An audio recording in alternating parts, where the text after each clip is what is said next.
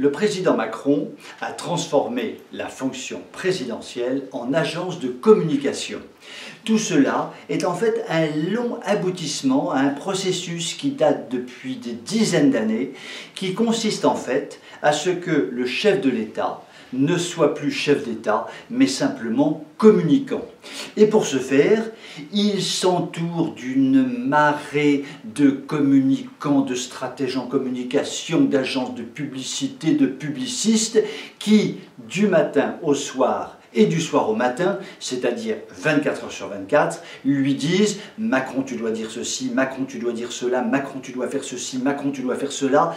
C'est ce que l'on appelle la tyrannie de la communication, avec, cerise sur le gâteau, la définition des fameux éléments de langage. Macron, tu dois employer les éléments de langage que nous te signalons parce que cela marchera et tu seras un grand communicant et donc un grand président.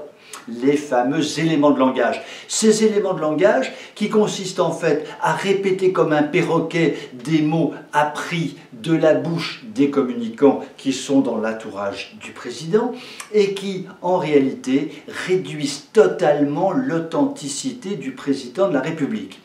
Je voudrais prendre quelques exemples au hasard. Au démarrage du confinement, Macron, chef de guerre, fait une déclaration époustouflante. Nous sommes en guerre, nous sommes en guerre, nous sommes en guerre.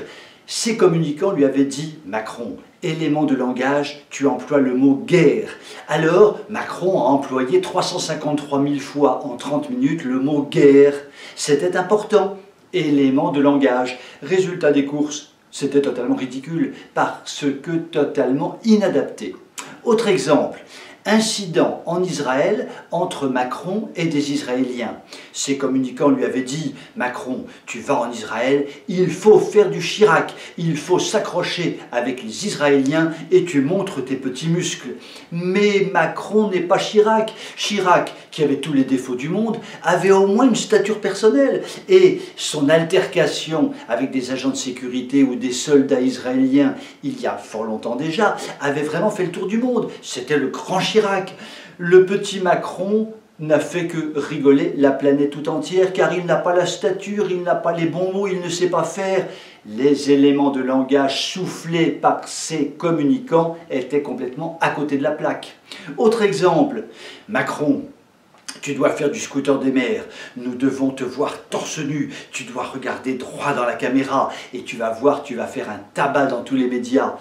Résultat des courses, Macron et son scooter ont fait un flop retentissant. C'était complètement décalé par rapport à ce que vit la population française. Mais ça, les stratèges en communication qui entourent le président et qui vivent dans leurs appartements ou leurs maisons dorées ne peuvent le comprendre. Un dernier exemple, et j'en arrêterai là. Macron au Liban prend à partie un journaliste français parce que Macron n'était pas content de ce que le journaliste avait écrit dans le cadre des rapports entre Macron et le Hezbollah. Le journaliste faisait son travail. Macron, tu dois interpeller ce journaliste, il faut que tu montres tes petits muscles. Résultat des courses. Interpellation de Macron, totalement à contretemps, totalement ridicule. Un journaliste a le droit quand même de raconter les faits tels qu'ils sont. Et Macron, en fait, a une fois de plus complètement dévalorisé la fonction présidentielle grâce aux communicants qui l'entourent. Pour terminer cette petite chronique, il est évident que Macron s'est transformé en agence de publicité Macroncom. Eh bien, cette agence publicité, à mon avis, est un peu au bord du dépôt de bilan, car finalement, la France n'a absolument pas besoin d'un chef d'État qui soit en réalité le patron d'une agence de publicité. Elle a besoin d'un chef d'État qui soit tout simplement un chef d'État, et surtout quand on représente la France. Sur ces très belles paroles et sur cette envolée lyrique, je vous souhaite une très belle soirée et je vous dis à demain.